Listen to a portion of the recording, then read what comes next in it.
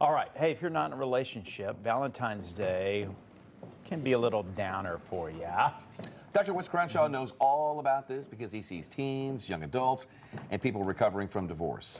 And nearly all of them have one thing in common, and that's they're looking for romance. They're looking for love. In all the wrong places. Yes. So, Mark teased, there's a number that you throw out that people should date a certain number of people before they settle down. And I saw you all looking fearful when Yes. you heard the number. It has been my experience over many years of practice that people don't date enough people to really sort out who they are and what they're interested in. And the number I have come up with is about 25. Wow. And of the 25, I have found only about 5 of those people will be in the zone. And of the 5, about 2 of them you'll like, and they don't like you that much. Right. And 2 of them will like you, the reverse of that. And then about 1 out of the 25 will work, and then you have to kind of see how that Well, that's good to know because a lot of people are thinking, oh, I'm at this certain age, I feel the pressure, I got to find that perfect person. And it's really, I don't want to demean the what you go through, but it's almost like shopping. Well, it is. Like I for don't the think, perfect car. I used to refer to it as shopping for jeans. what young woman would go out and just pick the first pair of jeans she saw, or the third or the fourth? If you've ever shopped for jeans, you know what I mean. Yes. But people, we have all these terrible rom-com tropes in our society that kids grow up with and adults buy into. What does that mean? I don't get that. Well, for example, you're downtown and you see this person and there's a little music that comes up right I then. see. It's like, da-na, and this is the person. You then will have adversity, but you'll get together and they'll be all, then it's your one true love. And all you did was run into the person at Trader Joe's or something. Yeah. And that really is not what works. The people who get lucky, bless them. But most people really have to put a lot of effort into this process.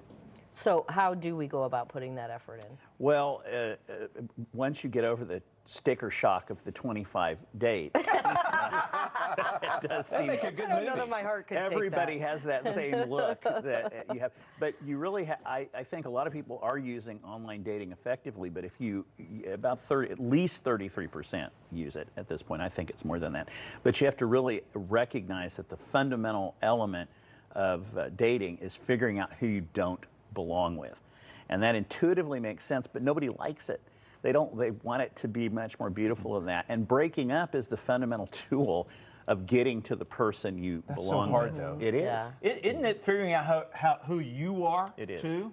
Right. And so I have these 5. And not equivocating on who you are just to appease someone else. That is so right. They will like you. Yeah, and I have these 5 elements of dating: the sexual attraction, the emotional connection, the intellectual connection, and the connection you have that's like a spiritual connection.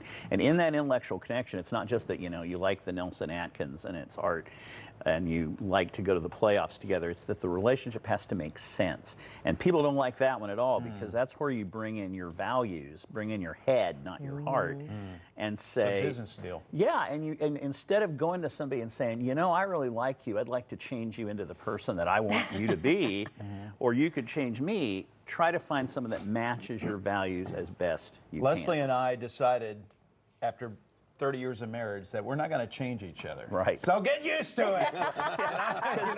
Because people want don't change. Well, they want to change, And our but preacher not tried much. to tell us that when we were going through pre-marriage Right. counseling, and we were like, oh yeah, right. Well, and right. you can change things about each other, but you can't change who each other is. Right. And that is a big difference. All couples change each other some, but they don't change the fundamental who am I? And that's what you've got to know. Do you have one thing that people who are looking for dates should be keep in mind, top of mind in 2019? Well, head over heart. It's part of the tropes we sell is this thing that you're going to catch the feels for somebody, and that's great. When you catch the feels, enjoy that, have fun with it, but also come back to does it make sense?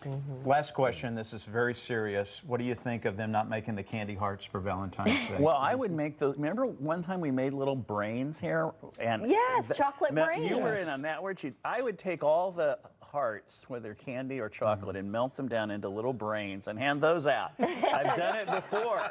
You can see it on our This blog. on Valentine's Day. It was fun. We'll do it again sometime. Hey, Dr. West also has a podcast. It's called Adventures in Dating. You can find it when the first episode comes out. Just subscribe to his blog, familypsychological.com. If you need help spelling it, I guess Google it. Or you go to drwest.com and he'll get you there. Right? It'll click right It'll through. click right Oh, there. there you All go. right. Thank you, Dr. West.